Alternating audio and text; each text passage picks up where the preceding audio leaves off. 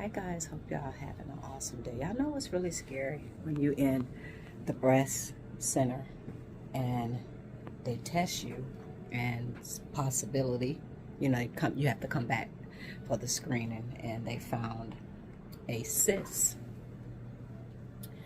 in my breast. So you have to come back for a follow-up. So it's been 6 months and it is my follow-up, and it's always scary, but I guess it's better to know than to not know. So I'm just here now waiting on the radiology doctor to come in and read me my results. So I hope you guys are having a great day, a happy Thursday, and I feel that everything is going to be okay. So I will keep you guys posted. But remember, it's important to do these mammograms because this is how they find out things that we don't know, things we can't feel, things we can't see. So I was here 6 months ago and they saw a cyst. So I'm doing a follow-up to see if it grew. But they say it's a 2% chance of the cyst that I have can be cancerous. So now I'm just waiting for the doctors to come in and let me know. So you guys have a great day. Toodles. Hi guys. Hope y'all Thursday is going great. So I made it back home from the appointment and everything, she said, seems to be fine. The cyst is the same size that it was the last time I had the ultrasound done. So she said I had to come back again in 6 months and do the breast exam, do the mammogram, and do the ultrasound. And I asked her, I said, so why do I have to go and do it over and over again? And she said, well, we know it's a cyst and it's a trauma cyst. So when I fell and broke this arm, I fell really hard on my right breast, and there's a nice size cyst in there. And she said they could tell that it's a trauma cyst. And she said, but when they checking it, they don't see no blood flow or nothing like that to it. And then I have fatty something where you get an overgrowth of fatty tissue on your breast. So that normally happens like when we go get surgery, go get lipo and stuff. So when I got that Sonobella laser surgery, the lipo, they told me it was going to kill the fat in my stomach, in my sides, my lower upper side and back. It'll kill the fat. So when your body is not gaining weight, now it'll push the weight other places. So they was like, I have an overgrowth of fatty tissue that's been pushed to the breast, like when you do that. So if anybody, if y'all got the lipo, or if y'all got the Sonobella laser surgery, I think people are doing more lipo now than Sonobella, but some people still do it. You might get that overgrowth, or your breasts will get way, way, way, way bigger because it's pushing the weight in other areas, because it kills the Sonobella laser surgery that I had. And after they did the laser to kill the fat cells. So that's why when I got that, I'm still 30 inches in my waist, and I've never gained weight in my waist. I'm still 30 inches in my waist after all these years, and I don't do a special diet, nothing like that. And I'm not promoting surgery to nobody. I'm just explaining why I have the overgrowth and hormones in my breasts and stuff like that. So, but the cyst is there, and I was just like, if it's the same, and she was just like, well, it's a 2% chance of it turning into cancer. So from here on out, I'm constantly gonna have to go and have these tests, and just to make sure that it don't get a blood supply. So I guess if it get a blood supply or something go to it, it can turn into cancer. So I'm gonna show y'all the x-ray. So that black hole that y'all see like that, like on the mammogram, not mammogram, whatever it is, the ultrasound images, y'all will see a black hole. So that black hole is the cyst.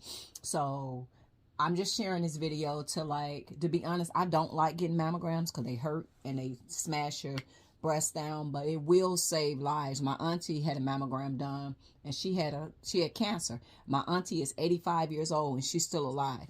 And they was able to get it in time. They was able to operate, and she's 85 years old. So I'm saying this to say that we have to go to these appointments. We have to get ourselves checked out. And a lot of times we don't want to, we have to.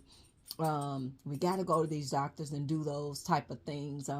When you feel that pain and you're in really bad pain, go to the doctors. When I had got sepsis from a dental procedure, I was in so much pain. I had the chills and shaking, and because COVID was going around so much, I was like, okay, because I never had COVID, maybe I got COVID, and I wasn't going to go. But that inner voice in me said, get up out of that bed.